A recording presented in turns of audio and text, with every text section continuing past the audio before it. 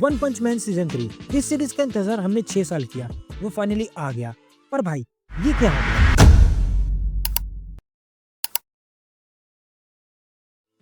देखो सीजन 1 जिसने anime industry को हिला दिया था अपने माइंड ब्लोइंग एनिमेशन से, और सीजन 3 जो अभी IMDb पे लोएस्ट रेटेड एनिमे एपिसोड्स में काउंट हो रहा है बिकॉज ऑफ इस एनिमेशन अगेन।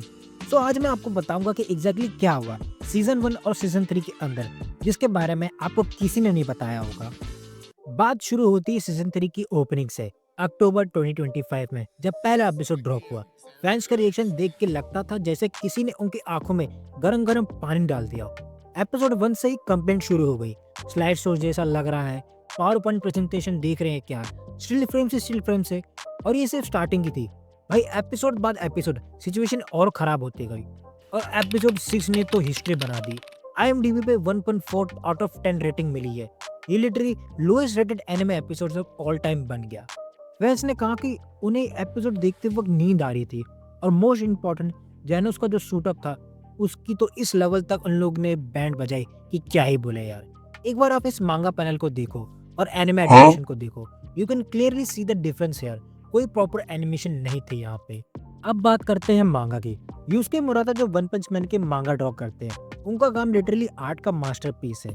मुराटा की ड्राइंग क्वालिटी इतनी इंसेन है कि जब मैडो स्टूडियो ने सीजन 1 बनाया था, उनके कैरेक्टर डिजाइनर शिकाशी कुबाता ने ओपनली एडमिट किया था कि मांगा की क्वालिटी को मैच करना बहुत ही ज्यादा मुश्किल है, पर सीजन 1 ने कर दिखाया था। मुराटा के मांगा पैनल जो डिटेल है और हर पंच, हर इम्पैक्ट, हर एक्सप्रेशन में जो फील आता है वो एक सिनेमा क्वालिटी लगता है यार। मांगा पेजेस इतने डिटेल होते हैं कि मुराटा को एवरेज 1.5 आवर्स तक लग जाते हैं एक पेज बनाने में, और यही प्रॉब्लम बन गई सीजन 3 के लिए। जब इतने हाई क्वालिटी सोर्स मटेरियल को एनिमे में कन्वर्ट करते हैं तो या तो आप सीजन 1 जैसा लेवल दे दो या फिर फैंस डिसअपॉइंट होंगे, और सीजन 3 में एग्जैक्टली यही हुआ। तो अब आते हैं कंपैरिजन पे। सीजन 1 क्या था और सीजन 3 क्या है। ये डिफरेंस लिटरली हेवन और हेल जैसा है गाइस। सीजन 1 को मैडो स्टूडियो ने बनाया था विद डायरेक्टर शिंगो नात्सुमे, और यह बंदा लेजेंड है। इन्होंने स्पेस डैंडी और फुल अल्केमिस्ट ब्रदरहुड जैसे शोज पे काम किया है। सीजन 1 में क्या स्पेशल था भाई, वो एक लाइटनिंग इन बॉटल मूवमेंट था। शिंगो नात्सुमे ने अपने सारे कनेक्शन यूज करते हुए इंडस्ट्री के बेस्ट फ्रीलांसर एनिमेटर्स को हायर किया था। अकीरा, एवेंजेलियन और चिंजो मैन, जिन्होंने इन लेजेंडरी शोज पे काम किया है, वो सब एक साथ सीजन 1 पे काम कर रहे थे, और उसका आउटकम हमें देखने में मिला था। एनिमेशन में फ्लूइडिटी, इम्पैक्ट फ्रेम्स बहुत जबरदस्त था। जब साइतामा और बोरोस की फाइट हुई थी सीजन 1 में, इवन हर एपिसोड्स में यूनिक एनिमेशन स्टाइल था, क्रिएटिव फ्रीडम थी एनिमेटर्स को, और सबसे इम्पोर्टेंट टाइम और शेड्यूलिंग। सीजन 1 को प्रॉपर प्रोडक्शन टाइम मिला था और कोई रश नहीं था।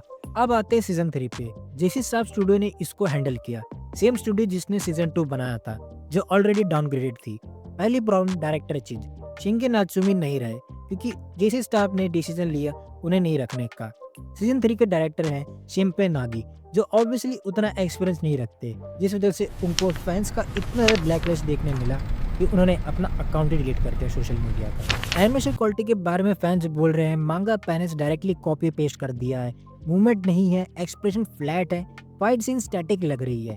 कंपैरिजन देता हूँ, सीजन 1 में जब साइतामा पंच मारता है तो फ्लो थ्रू एनिमेशन होती है, पर्सपेक्टिव चेंज होता है, इम्पैक्ट फील होता है।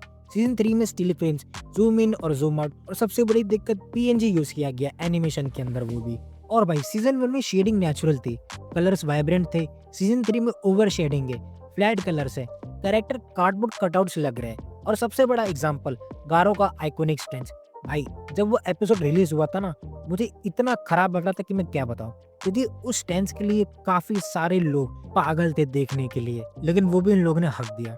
और अब बात करते हैं सीजन 3 के IMDb रेटिंग्स के बारे में, क्योंकि नंबर्स झूठ नहीं बोलते। तो देखो, एपिसोड 1 को 4 आउट ऑफ 10 रेटिंग्स मिली थी, एपिसोड 2 को 3.8 आउट ऑफ 10 रेटिंग्स मिली थी, एपिसोड 3 को 3.7 आउट ऑफ 10 रेटिंग्स मिली थी, एपिसोड 4 को 5.5 आउट ऑफ 10 रेटिंग्स मिली थी, एपिसोड 5 को 6.3 आउट ऑफ 10 रेटिंग्स मिली थी, ये थोड़ा बेटर था।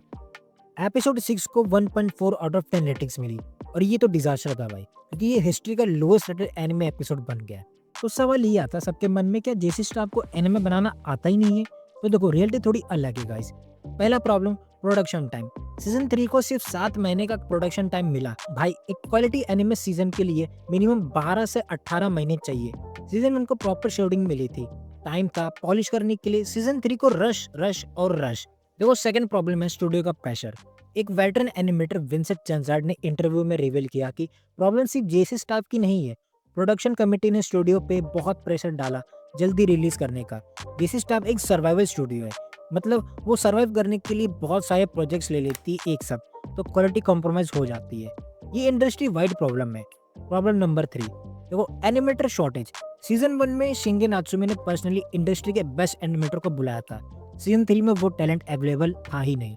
इनएक्सपीरियंस्ड और ओवरवर्क स्टाफ को काम दे दिया गया था। और भाई जो इन बिटवीन एनिमेशन है, मतलब जो स्मूथनेस देता है एनिमेशन के अंदर, वो बिल्कुल मिसिंग है। कंपोजिटिंग इशू है, शॉर्ट्स फिनिश ही नहीं हुए क्योंकि प्रॉपर्ली टाइम ही नहीं मिला था। सीजन 3 के डायरेक्टर शिनपे नागे ने सिचुएशन इतनी खराब होने के बाद अपना सोशल मीडिया डिलीट कर दिया था फैंस के बैकलिश की वजह से। भाई को लिटरली डेथ रेट्स तक पड़ने लगे थे, जो ऑब्वियसली अनएक्सेप्टेबल है। एनिमेटर जापान में ऑलरेडी अंडरपेड और ओवरवर्कड है, और ऊपर से फैंस का टॉक्सिसिटी, ये तो अलग ही लेवल पे आ गया है। तो भाई देखो एंड में कंक्लूजन ये निकल के आता है कि वन पंच मैन सीजन 3 की एनिमेशन क्वालिटी इतनी खराब है कि उसका आप कुछ नहीं सकता, और तुम आगे भी एक्सपेक्ट कुछ नहीं कर सकते भाई। और सीजन 4 की रही बात, तो वो तो भाई भगवान ही जाने कि वो आएगा कि नहीं आएगा, और ये चीज़ टोटली डिपेंड करती है प्रोडक्शन कमेटी के ऊपर। जब तक वो अपना हाथ नहीं खोलेगी तब तक इसका कुछ नहीं हो पाएगा। बट एक चीज़ याद रखना, एनिमेटर्स को ब्लेम करने से पहले समझो कि उनके पास भी लिमिटेशन है। रियल कल्प्रेट है रश प्रोडक्शन शेड्यूल्स और ग्रीडी प्रोडक्शन कमेटी, जो क्वालिटी से ज़्यादा प्रॉफिट की सोचते हैं। और इस चीज़ के ऊपर फैंस ने भी अपना प्यार बहुत ज़्यादा दिखाया यार। लेकिन प्लीज़ टॉक्सिसिटी अवॉइड करो। कंस्ट्रक्टिव क्रिटिसिज्म देना है तो दे दो, पर थ्रेट्स देना गलत बात है यार कम्प्लीटली। अगर आपको ये ब्रेकडाउन अच्छा लगा हो तो वीडियो को लाइक शेयर जरूर करना यार।